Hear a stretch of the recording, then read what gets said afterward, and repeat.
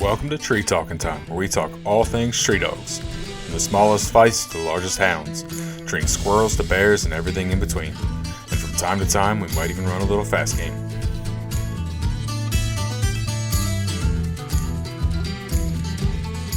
Welcome back to another episode of Tree Talking Time. Just want to thank everybody for tuning in for yet another episode. Just want to take a minute here and say we've had a lot of competition guys here lately. We've had the Jukebox Kennels with 34, now 35 world titles. And we've talked to Tyler Compton, the whole Team Mafia crew, and now they've won 2 world hunts, with Stogie winning the PKC world hunt. So congratulations to them. And also we had Bryce, who had an incredible run over the course of a month and ended with a 5th place finish of the world hunt, which most people could only dream of. So what I wanted to do is kind of mix it up a little bit, and actually I recorded this a while back, but I figured right now would be a great time to mix it in, and it's just somebody that doesn't do much competitioning, but enjoys going out with his curs and his hounds, pleasure hunting. And regardless of whether you are a competition coon hunter, just a pleasure hunter, the biggest thing when coon hunting is seeing those eyes. And right now it is your chance to head on over to the Tree Talking Media Facebook page. Find the post where there's a picture of a Phoenix Series 2, and there's a picture of Collar from Midwest Laserworks. Like that post, tag 3 friends, like both the Tier 1 Custom Calls Facebook page and the Midwest Laserworks Facebook page. Doing that gets you entered into the contest. This contest ends on October 30th.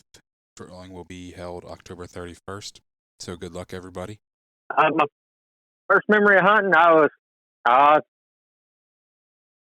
little bitty. I started coon hunting with my dad when I was 3 years old, and I was probably 5 or 6 before I remember any of it. But I remember hunting with my dad, and we'd go out at school nights. We'd go hunting, and he'd take me hunting, and I wore waders that were, back then they didn't make waders fit kids my age, so I was wearing men's size 10 waders with socks stuffed in the hose of them to help make them fit me, and big old gel cell light, belt light, and I'd get tired out there, and the dad helped me on his back all the way out of the woods, and by the time we got done hunting, I'd have an old belt light all the way around, coon hides all the way around.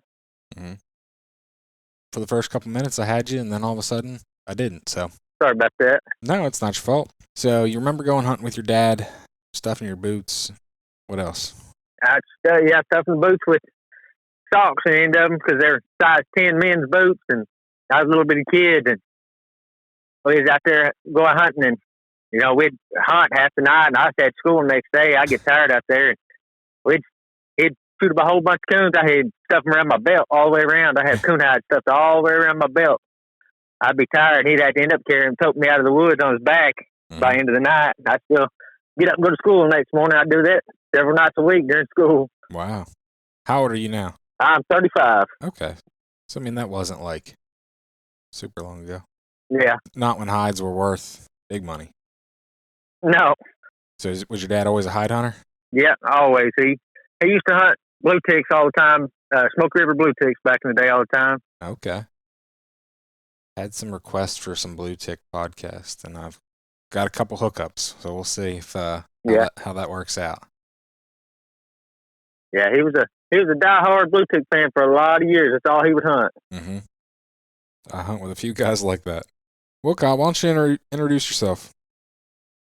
I'm Kyle Baker, living in southeast Oklahoma, and run Outcast Kennels. I hunt a little bit of everything. I got hounds and mountain curs, squirrel hunt, and coon hunt. Mm-hmm.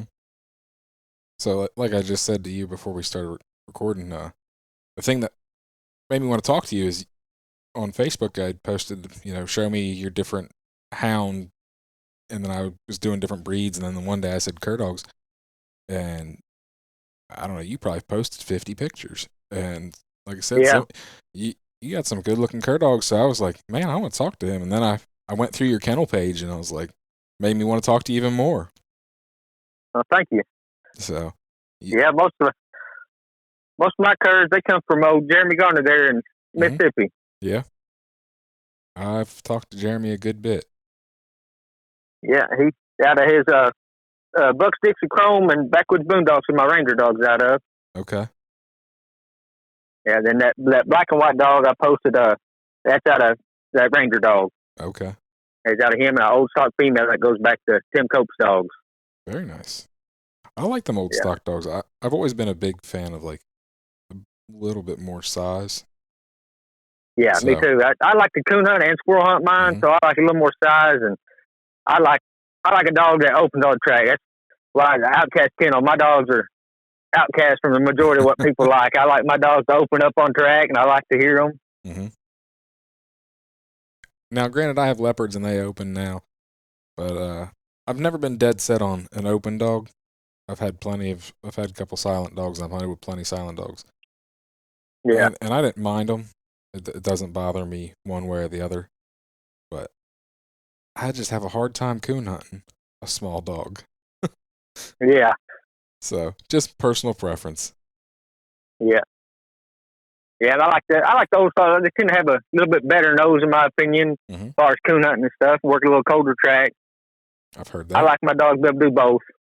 Mm-hmm. Now, I had Dan Pierce on here a couple months ago, and that's kind of he got a dog that came off of Tim Cope's stuff, and that's kind of what he said. He went that way because he wanted something with a little more nose. And yeah, I really like Tim's stuff. Tim knows what he's doing when it comes to a Kurt Coon dog, in my opinion. Mm-hmm. Comes to a Kurt dog, I like Tim's stuff and I like Jeremy's stuff.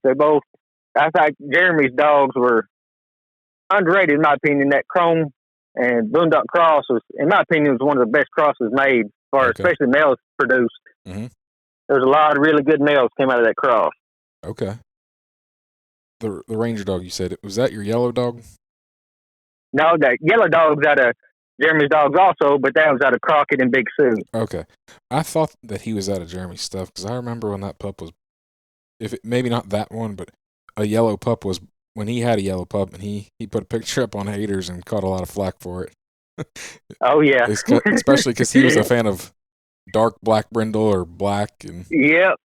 Yeah, I'm not the biggest fan of the yellow dogs either, but that big yellow sucker, he made me a believer. He's a coon dog deluxe. He's a big dog. He's open on track, and he's got a big, beautiful ball locate. Mm-hmm. And when he was a puppy, he had a set of ears. Oh, yeah, he did. He grew into them mostly, but he had a set of ears, so Mark Morrison loved them ears.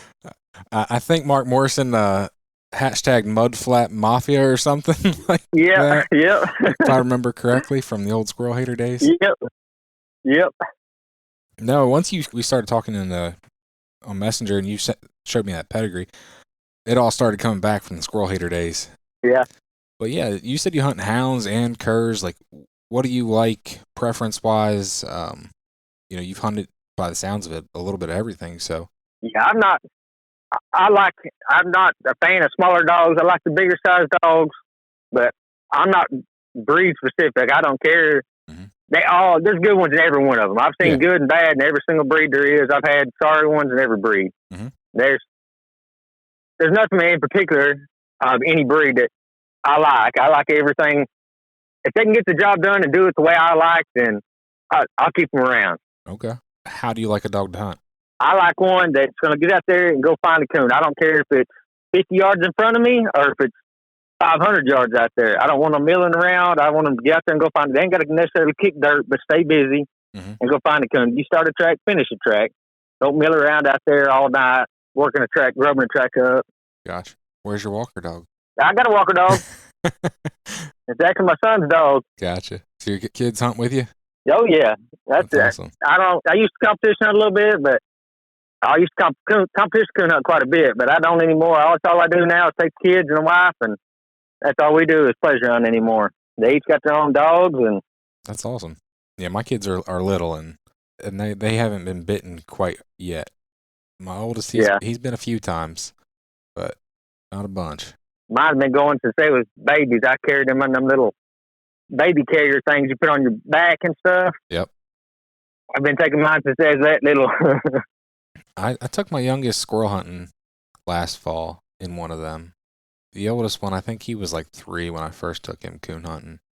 And by the time he's been squirrel hunting a few times, but he was old enough to walk. Yeah. and actually, I mean, walk and keep up. Like he wasn't just. He Yeah, was 4, I think, when I yeah, started taking him squirrel hunting. yeah. That's what I enjoy now, is just taking them. Mm-hmm. Definitely. Yeah, I got a lot of their friends that have never been hunting that go with us now. Mm-hmm. How old are your kids? My son is 15 and my daughter's 13. Okay, that's good. Like getting their friends out there as well. Oh yeah. It's funny. My son today actually we were sitting at dinner and he had a shirt that we had bought at an American Plot Association event, and it says "Bear Hunt with Plots." Yeah. He liked the shirt. I bought it for him. Whatever. And despite the fact that we had a plot, he's no longer here. He's up with my buddies. But Yeah.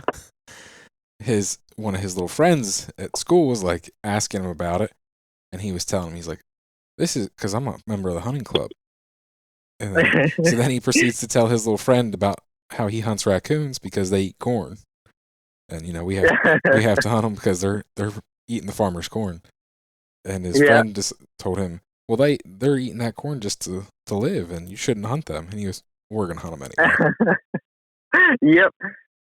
One of the best dogs I ever had was actually a plot. I got a plot dog that didn't make it as a hog dog, and she's the most natural coon dog I've ever had in my life. Nice. No, I had a nice plot. He was coming along good. And then I started bear hunting a little bit with him, and all of a sudden he decided he really didn't want to be a coon dog anymore. So he's at my buddy's. He's a bear dog now, and if I hunted bear more often, I wouldn't have gotten rid of him. But I can't keep. I don't blame him. After going bear hunting a couple years ago, that's a blast. Oh, I know. If I lived in a different area, I'd be a bear hunter. Yeah, I took my son a couple years ago up there to Maine and let him go kill a bear up there under dogs, and that is a lot of fun. Yep. So what else you got besides you got a walker dog, you got a bunch of cur dogs, you got a blue tick? Got a blue tick, a red bone, a black and tan, and a Stevens cur. Okay. So you're only missing an English and a plot now, and a leopard. Yep. I said I had a really good plot female. I couldn't keep her in a kennel. She'd climb out. I ended up selling her back to the breeder. He was more than happy to get her back. Yeah. No, just saying, you basically almost have everything. Oh, I have. I've had everything there is. Except for fights, like I said. Small dogs just they're not my style, but as far as hounds and curs, I've had pretty much everything there is out there. I ain't picky. Well, that's good. It's a lot easier to find if you're not picky. Find a good one. I started out hunting the jukebox and street bred mountain curs when I first got into them. Okay. But then I found the old stock dogs, and they just kind of suited me better, and I switched over to them. Yeah. I still got one of my original streak and jukebox dogs I bought from Castle Hill Kennel. She's over 10 years old now. Okay. She's just a house dog now. Yeah, I still got her, though. They just ain't got quite the nose, in my opinion, or the size. Nope, I understand that. It's all a matter of what you like, and I don't know. There's a lot of people that like the streak and jukebox dogs, and there's nothing wrong with them. I've hunted with plenty of them that are good dogs. Oh, yeah, I've had several that were good dogs. Like I said, I've hunted with a bunch of, because when I got started, I got into all this in Ohio, so jukebox and Alan Franklin's dogs were everywhere. Yeah. So that's all over Ohio. Yep. Yeah, when I started, I was living in Missouri. I just got out of the Marine Corps at the time, and I was coon hunting 7 nights a week and having a new family. That kind of caused little issues, as I'm sure you can guess. And I was at, I can't remember if it was the Pick and Choker Classic or the ACHA Little World Hunt, and somebody brought a mountain cur up there to the treeing contest. That sucker won it, and I went up there and talked to that guy, and that's what started me back into the squirrel dogs. We'd hunted them when I was a kid, but I hadn't messed with them in a long time since then. Yeah. And I looked up Castle Hill Kennel, and that's when I bought a few from them. That's when I got back into squirrel hunting. That way I could hunt while the wife was at work and the kids were at school and keep me out of trouble. And there you go. Now, I'd love to have a good squirrel dog, but right now, just my work schedule does not allow for it. Yeah, I know. So what do you see difference-wise between your Stevens and your mountain curs? The old stock and the Stevens are a lot alike, in my opinion. Okay. But the Stevens tend to be a little bit smaller, and for their size, the Stevens have a heck of a nose and huge mouths on them. Yeah. The Stevens tend to be, in my opinion, more of what when the Oldsmobile was created, what it was meant for. It was a coon dog, you know. Yep. And that's more what the Stevens is directed towards. Where now most of the the mountain curs are directed towards squirrels. That's more where the directions went. Where Stevens had kind of stayed towards the coon dog side of things. Yep.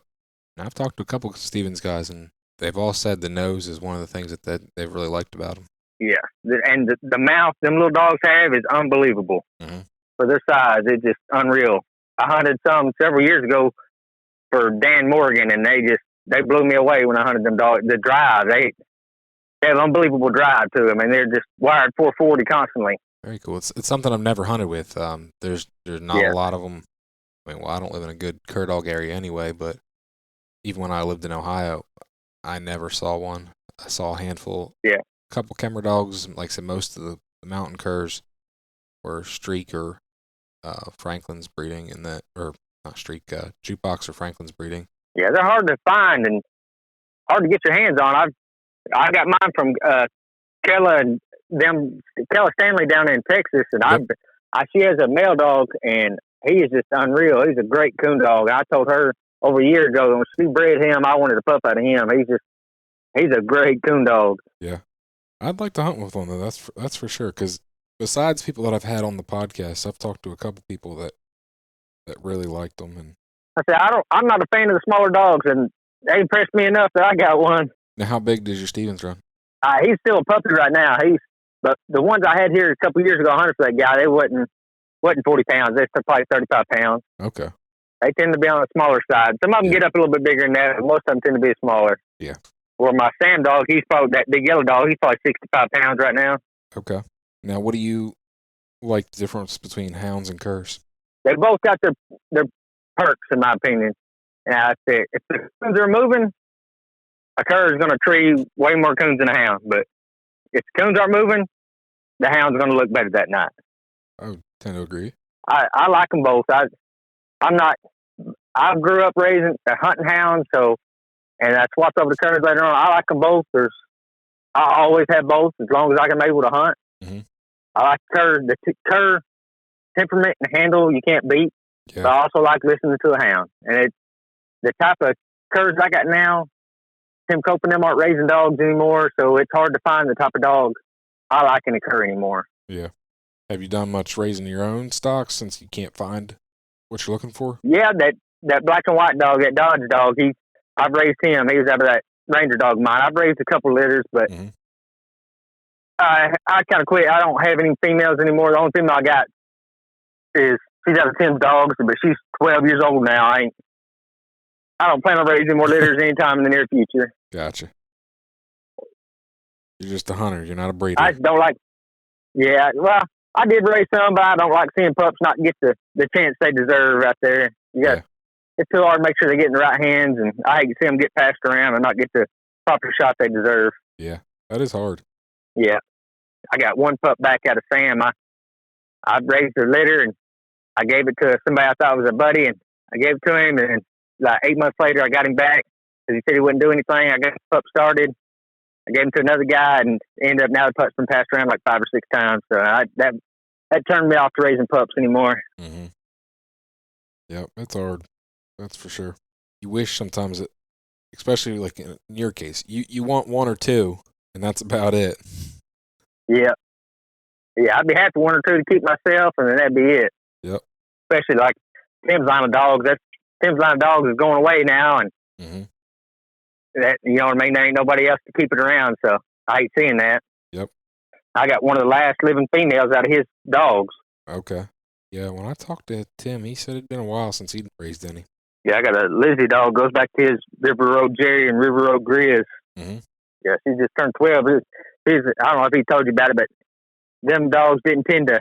She's one of the few females that could be bred. A lot of them dogs didn't. A lot of them females didn't want to be bred. Well, that makes it a little hard. Yeah. Well, tell me some good old stories. You've been hunting for a long time. I'm sure you got a lot of good stories. Oh, that Ranger dog of mine out of Jeremy's dogs, and he's only 10 months old. I took him down there to the Texas State NKC hunt. End up as a semi-elimination hunt, 10 months old. Ended up getting him 4th at it. 10 months old, he won the bench show. I think he got fourth in the training contest and fourth in the hunt, in the semi-elimination hunt at 10 months old. Was that squirrel hunt or Ended up coon hunt? finishing him at squirrel hunt. Okay. And ended up finishing him at the squirrel champion before he was even a year and a half old. Very impressive. Yeah, he was. That's what I said. That cross there made some very, very good dogs. Mm-hmm. Jeremy sent her down here, Chrome to hunt. Sent her down here with me for a summer, and that dog could do some very impressive stuff. He'd treat squirrels that no other dogs knew were even around. Mm-hmm. And what's the hunting like where you're at? We got a mixture of everything. We're right here in the Ouachita Mountains. Mm-hmm. I can either go up and hunt the mountains, or we got river bottoms, or you can go a little further south and we got croplands, or it's kind of a hunter's paradise here. We got thousands of acres of public land to hunt here. Nice. And we got bears, we got squirrel, we got coon, we got a little bit of everything. We just can't run bear dogs here, but yeah, it's kind of a hunter's paradise down here. Very nice. So what I'm hearing out that Missouri, Arkansas, right there in the middle of the country, you're right there on the edge of it. I hear that's pretty good all out there.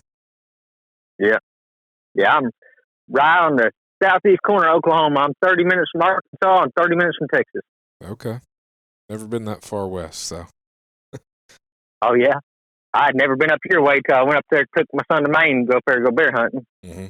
It was, I think, 28 hours for us to get to Maine and go up there bear hunting. We left here and drove up there and picked my dad up from Missouri, and we drove straight through all the way there. Oof. Long And my dad just rotated off every gas change. Yeah. That's good when you got somebody to drive with you. Yeah. It was worth it, though. He got a bear, so it was worth it. Mm-hmm. Who'd you hunt with? Oh, Matt York in a Backroad Guide Service. Mm-hmm. So he went above and beyond to make sure my son got a bear. Good deal. Now, I've talked to a few people up there. I'd love to get up there and hunt with them. Actually, I recommend it, for sure. A pup I raised, I didn't sell it to the guy in Maine, but handed up there. So I'd definitely like to get up there and hunt with, I think it'd be just cool that he came from here, so. Yeah. That was out of that plot. And actually, my leopard female, accident I had a couple years ago. But the ones that have been hunted seem to have all really turned out, so it was a pretty good accident. Good deal. Yeah, I know a couple people that like them leopards. I've got a couple of them. That's one breed I haven't had. As many as you've had, you've got to try one. Yeah, I know it. I guess that'll be next on the list. Yeah. Now there's some people out there out your way with some good ones. Yeah, I know a guy here that he used to race some, but I don't think he does anymore. The Midwest, like heck, Missouri at one point was a hotbed for leopards. Yeah. I know a couple guys in Iowa that hunt them. Mm-hmm. Oh, Mike Lansing. Okay, yeah. Yeah. Like I said, we need some more stories. You posted picture after picture of tailgates full of squirrels and coons. I know it. When I get put on the spot, though, I can't think, man. What's your favorite dog that you've ever owned? Oh, Ranger, hands down. Chrome Dots Ranger is hands down the best dog I'll probably ever own in my life. He is probably what everybody dreams of when they want a dog. He's just best handler in the world, and when you cut him loose, he will kick dirt and get gone, and every breath tree dog. He's just a dream to hunt. Mm-hmm. And he's kind of like his mama. He could win some squirrels that just blow your mind, and he's done some amazing things. I had some buddies at work I took hunting. We got off early one day, and I took a bunch of guys from work hunting, and he actually made one of the guys from work end up getting into squirrel dogs because Ranger impressed him so much. He dropped the tailgate there and hooked Ranger on a leash. I could tell he was winning something right there, and he's like, "What's going on with him?" I said, "Oh, he smells one right there." He said, "Oh, really?" I said, "Yeah, it's come loose." He ran there, probably 150 yards, and just hammered down. Sure enough, walked in there. He had the squirrel. He just Nice. couldn't believe it. I ain't never seen nothing like that. That's awesome. He was a once in a lifetime dog. I had to get him neutered a couple years ago now. He got a perennial hernia, so I had to Ooh. get him neutered and had to have surgery to fix all that. So he's retired now, but he's living the house dog life. You ever have him collected? No, I didn't. I regret it. That sucks. Yeah, yeah, because he's like I said, he's by far probably my once in a lifetime dog. Mm. How's his son by comparison? His son is definitely not him. I mean, don't get me wrong. His son's a good dog. His son is a great pleasure dog. You can go out, if his son trees, you can load the gun because there's a squirrel there. Mm-hmm. But his son, when I had that litter, I raffled off his son, the one I got back now. I raffled him off to raise. My daughter has type 1 diabetes, and when I raised her pups, I tried to raffle off a pup to raise money for Juvenile Diabetes Research Foundation. Mm-hmm. And he was the pup I actually raffled off. Okay. And I raffled him off, and the young guy that got him was shooting stuff out to him before he would actually bark treat. Gotcha. So when I got him back, I had to work through a lot of issues with him. He would get on the tree, but he wouldn't want to bark. Yeah. So he'd be treed for a long time, squirrels would timber out and everything else. But I finally got him out of all that. But he's just not he's a good dog. He's a great pleasure dog. His daddy was more of a competition geared dog where you go anywhere and win with him. But mm-hmm. his son Dodge, you can't. He's not gonna set the world on fire, but you can fill your game bag up with him in a hurry. Yeah. But his daughter, that white dog's sisters, he produced the sisters out of that litter were something else. Okay. I think a lot of the reason Dodge is the way he is just because the hands he was put in the beginning kind of set him back in the beginning. Yep. Now, do you have any? I've hunted with several of the sisters out of it, and they're something else. Gotcha. They're a lot like their daddy. Sounds like you need to get your hands on one of them. Yeah, I got a buddy that's got one just down the road here. I'll keep close. There you go. And there's one really good male out of that litter in Arkansas, and he's really, really good. Mm-hmm. Good deal. He looks just like that black and white dog I posted, just a little bit more white on him. Okay. It's odd to see. I honestly thought he might have some Stevens or something, be a little crossed up, as black as he is. No, he looks just like his daddy, except his mama's jet black. He's marked up just like his dad, except instead of brindle, he's black, where his dad's brindle. Okay. I mean, the white on their legs goes up the exact amount. They got the ticking in the same spot, everything. Mm-hmm. His dad's made over, except black, where his dad's brindle. Like I said, I would say Tim's dogs are one of the few lines of dogs you find black. Yep. Most everything else you find, you find dark brindles and stuff, but not actually black. Yeah. I like a black dog. Yeah, I do too. I had several black ones out of Tim's dog. Like I said, I got that one, Lizzie. She's jet black, and she's just got a little bit of white on her toes. Mm-hmm. Yeah, I like the brindle and black dog personally. I said that the yellow dog. I got the one yellow dog. That's it. He's something special though. Good. If they were all like him, I'd have every yellow dog there is. Have you bred him? Yeah, I bred him a couple times. Yeah, I had his daughter, but she died last year. Gotcha. Now, what's the difference between him and Ranger? He'll tree a squirrel, but he is 100% coon dog. That dog hates the coon more than anything I've ever seen in my life. I've never seen a dog hate coon like he does. That coon hits the ground, you better watch out because there's going to be stuff flying everywhere. Gotcha. He's not, some dogs, they're tactical when, a coon hits the ground. If it's still a little bit alive, they'll go up and try to grab it and try to throw it or whatever. No. He grabs in the middle and then stuff goes flying. Yeah, I've had a few like that. They just, grab and shake. Yeah, he don't care. They can get a hold of him, and he does not care. He has a hatred for coons. I've never had a dog that hates coons like he does. I squirrel hunted him in the beginning, and he'd tree squirrels, but his passion is coon hunting, and he is a dang good coon dog. I've treated a lot of coons with him. Good deal. He used to have a big coon contest here every year, and it's all the hound hunters, and me and my buddy entered it with him one year, and I won it. Well, the picture they posted that year, they cropped me out of it, me and Sam out of it because it's the cur dog that won it, and we ain't been invited back since. Too funny. Yep. Got their feelings hurt. Mm-hmm. They all got good nights and bad nights. I don't care what they are. Yep. When I first got out of the Marine Corps, I moved back home. My dad had a Walker Jip. She's probably the best coon dog I've ever hunted with my life. She is 11 years old, and I won every competition hunt I put her in. 11 years old. Wow. She went back to nocturnal mailer, mm-hmm. and she was something to behold. She wasn't your typical blow deep in the country. You cut the dogs loose, and she would slip around. All the dogs blow in there and go deep. She'd slip around and go in there behind you and get treed somewhere. And she'd treat coons where nobody else would. Yeah. I won hunts with her all the way up till she was 12 years old. It's impressive. Yeah. For a dog that old to be still winning. Oh, yeah, she did.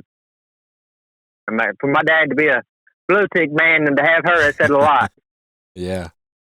And that Walker dog we got now is double bred from her that my son has. So you've raised some pups through the years. Yeah. Yeah, my dad got out of, he can't hear them no more, so he just called me up and said he couldn't hear no more and he was going to get rid of the dogs. And so my daughter took on the blue tick and my son took on the Walker. So there you go. How many dogs you got? I don't know. A bunch. We got a couple yard dogs and stuff too. I think we're at 13 total dogs. That's with the house dogs and yard dogs and stuff like that. Yeah. Well, how many do you have that you hunt? Let's see. Got the black and tan, the red bone, the Walker, the blue tick, the Stevens Cur coming up, the yellow dog Sam, that black and white dog Dodge. I think that's it. The rest of them are retired. Okay. Well, 7 dogs to hunt. A fair amount of dogs to be hunting. Yep. We hunt a lot. Well, that's good that you get your kids involved, and your wife, you said, hunts with you. So. Yeah, oh yeah, they hunt with me all the time. That's awesome. We just take turns taking drops. Mm-hmm. I look forward to that one day, hopefully, with my boys.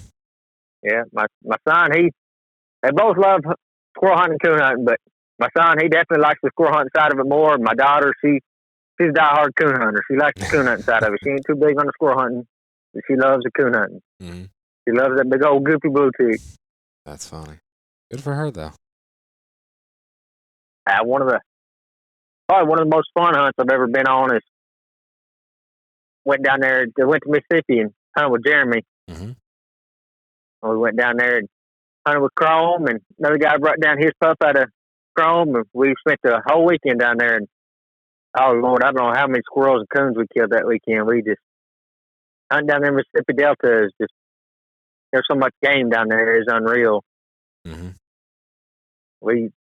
Dogs were split treat all day long. It was I'll tell you something else there. I mean, when them guys posted pictures back on the Haters days, and I'm not saying you don't see it on Facebook some, but especially on Haters, there was people with, a trailer, and the whole trailer be covered in dead coon and squirrel, and it's just like, man, you gotta live somewhere with game to be able to do that. And it wasn't even once in a while. It was some of them guys. It was regular. Yep. Yeah, we did that year. Then I think a year or two later, I took a buddy from here, and we went down there, and we ended up hunting with Mark Morrison down there. Well, it was the same way again. I mean, we just had an absolute blast and killing all the black squirrels and kill some that are black and red and gray squirrels, and we'd hunt all day, and then turn on coon hunt half the night, and get up and do it again all the next day. And we just camped out there on the campgrounds there, and that's awesome. spent the whole weekend doing that. Mm-hmm. Oh well, we spent half the time on campgrounds, and old Mark, he just he didn't know us from. We talked on Facebook and stuff, but Mark opened up his cabin to us and let us stay there and take showers and everything. These dogs, I tell you what, I've met some great people through dogs. Oh yeah.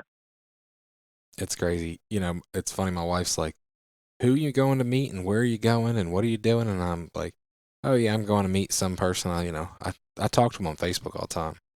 Yep. And she's like, "This is the sketchiest thing you're talking. You're literally driving hours away to go meet somebody that you don't know." And I'm like, "Yep." Yeah, I've done it with Mark and Jeremy both, and Tim. I've never met Tim in person, but me and Tim have talked a bunch, and those are people I regard as good friends, you know. And yeah, I met through these dogs. Yep.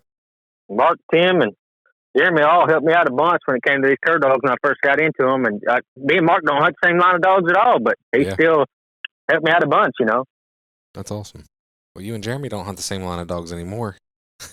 No, we still talk though. He's. I'm trying to get down there and hunt with him and Mark this winter. He's changing his tune a little bit. Yeah. I think his new pup is got the best name ever. Yeah, he's got a little 20/20 vision now, huh? Yeah. He's eating some crow. When he said that was going to be the name of that puppy, I just laughed. I said, "That's the best name for that puppy." Ain't nothing wrong with that. Yep. Hey, as long as it trees game, that's what matters. That's right. As long as he's happy with it, that's all that matters. Yep. As long as the man at the end of the lead likes it, that's all that matters. Definitely. We all like a little something different. Yep. Yeah, I'm the only one in this part of the country that has old stock dogs. There's nobody anywhere near me that has old stock dogs. Mm-hmm. Well, getting hard to find them yeah, in general. Yeah. Yeah, I've drove all the way to Tennessee or Mississippi to get all my dogs. Mm-hmm. I can't believe you drive that far. You know what you want. If it's worth it, it's worth the drive. Mm-hmm. No, I've told people that if you're gonna, especially when people ask me about leopards, I'm like, there's a lot of variety in the breed. So I'm like, go hunt with parents, go hunt with grandparents, or something, siblings or dogs from the same line of dogs before you commit to anything. And I said, and if the dog's halfway across the country, but it's what you want, go get it or pay a hauler. Yep. There's no sense in buying the dog that's down the road if it's not what you're going to want. It's not going to turn out. You'll never be happy with it. You'll never be satisfied. Yeah. Yeah, you won't even put the time into it if you're not happy with what you get to start from. Yeah. Like Ranger, I got another story for you. When I first picked up Ranger, I picked him up at 6 weeks old. Mm-hmm. I drove him back from Mississippi to here. That first day, we took him with us down the river to go fishing. I lost him at 6 weeks old. And I found him. I'm not kidding you. I have a picture of it. I found him reared up on a tree at 6 weeks old. That's crazy. Not saying he smelled anything or anything, but I found him at 6 weeks old, out in the middle of the woods, reared up on a tree at 6 weeks old. I think he was 5 months old when he first started treeing. He was split treed by himself. Mm-hmm. 5 months old. It's impressive. Yeah. And how do you start your pups? When it comes to, especially a squirrel dog, I like starting by themselves. A lot of them I take to the park. I take them to the park and walk them around on a leash, let them see them dumb park squirrels, and just drop the leash. There you go. Then start taking them to the woods. I like starting by themselves. Okay. They don't pick up no bad habits from nobody else. They ain't me tooing. They're learning everything. But Ranger didn't see another dog in the woods until his first competition hunt. Gotcha. I ain't saying that's the right way or anything. That's just the way I do things. Yeah. What works for me. That's what matters. You hunt your young pups a lot, or you wait till they get a little older? It depends on the pup, how they act, whether I think they're mentally ready or not. Okay. Like a tan pup I got now he wasn't mentally ready for a long time. Some of them mature mentally faster than others, in my opinion, and he was still a lot of puppy. He would, you either took him out, he just wanted to go out there and play and stuff, Yep. I wait until I think they're mentally capable to go out there. And now, do you find your curs start faster or slower than your hounds? It depends. Okay. Some of these old stock dogs I've had start way later, and I've had some start early. It depends on the dog. Gotcha. Certain crosses have started really late, and certain ones have started, like Ranger started really early. Mm-hmm. But Sam, he started, I think he was 10 months old when he first treed, and then he went on a hiatus where he didn't tree for a long time, like till he was 13 or 14 months old, and all of a sudden he picked it back up. Like it was nothing. He went through a spell where he just, like he didn't know what he was doing out there again. Yeah. I commend you for keeping him. There's a lot of people. Oh, yeah. You had a 10-month-old dog starting to tree, and all of a sudden he's not. Most people would have ended up moving him on. Well, that's where, I know where he come from. I talked to Tim. I talked to Jeremy. I know what the line of dogs was like. I knew what to expect. You know what I mean? I didn't just buy the pup and not know what to expect. I'd hunted with Crockett. I'd hunted with Sue. I talked to Tim. I knew what that line of dogs, what to expect from that line of dogs. Yep. Did your homework. Yeah. A lot of people don't do that. I'm not going to buy a dog without doing my homework. I think that's a smart move.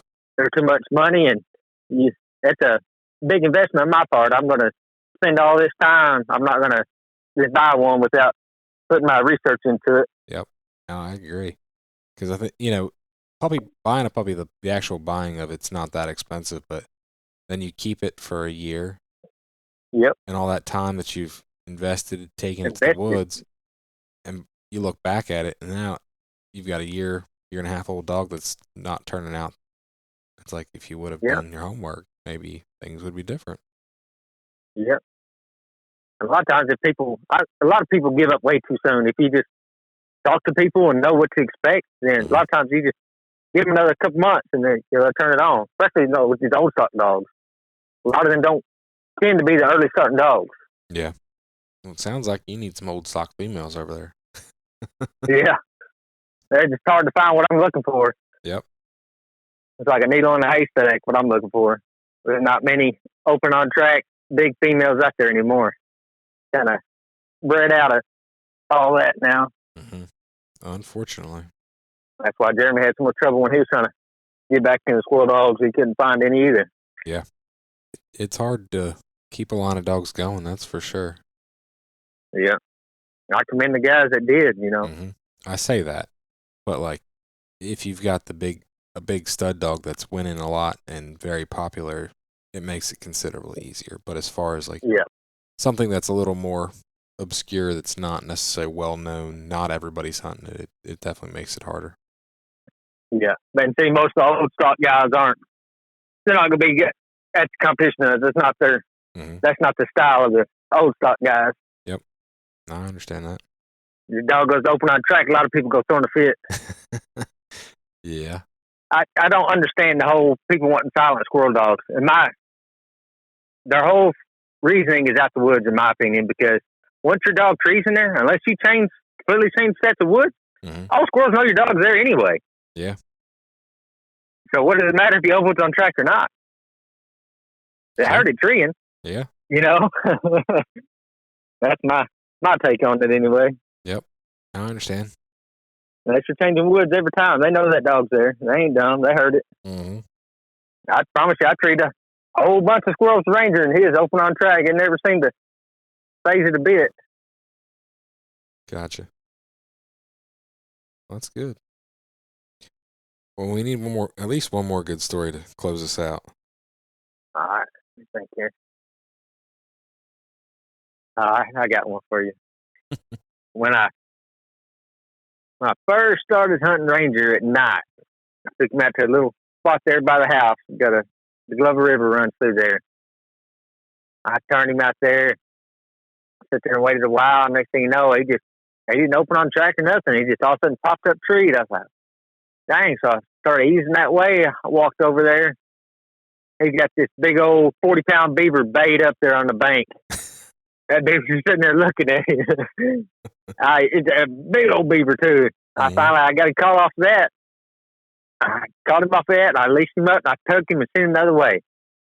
I sent him the other way, and a little bit, here he comes. He goes in there a little ways, and all of a sudden he pops up a tree about 300 yards in there. I ease in there, someone's shining around. I look up, and in the top of that tree is a hawk with a squirrel in the top of that tree. A hawk eating a dang squirrel on the top of that tree.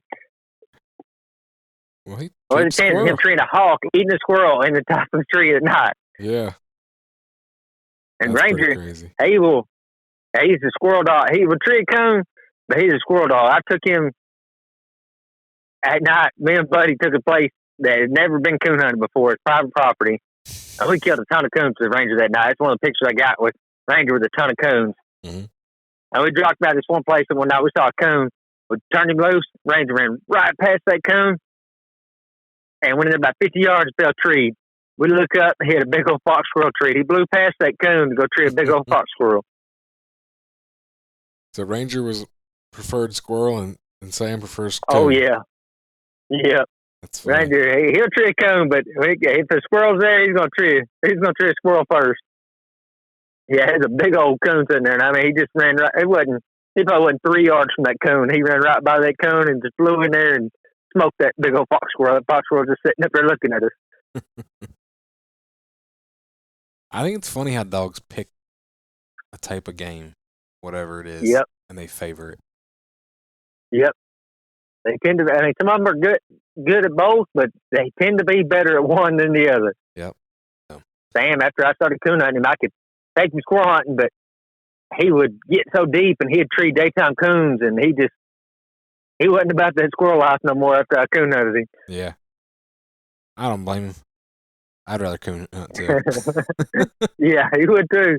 I treed a bunch of daytime coons with him, and now here we got year-round coon season here. We don't have no limit year-round. Okay. So he got Elricia a year or two ago now. I just can't hunt him. He can't handle the heat no more. Yeah. I have to wait till it cools down before I can hunt him. Mm-hmm. Yeah, them tick-borne diseases, they put a hurting on a dog. Yeah, Ranger got it several years ago, but I caught it early enough with him that he was fine. But Sam, I didn't catch it quick enough, and it affected him. That sucks. Yeah. Well, got anything else? Nothing I can think of, man. We'll wrap it up. I appreciate you coming on here and talking about your dogs. I appreciate it, man. You can find me on Facebook and Instagram at Tree Talking Media. And until next time, keep them talking in the timber.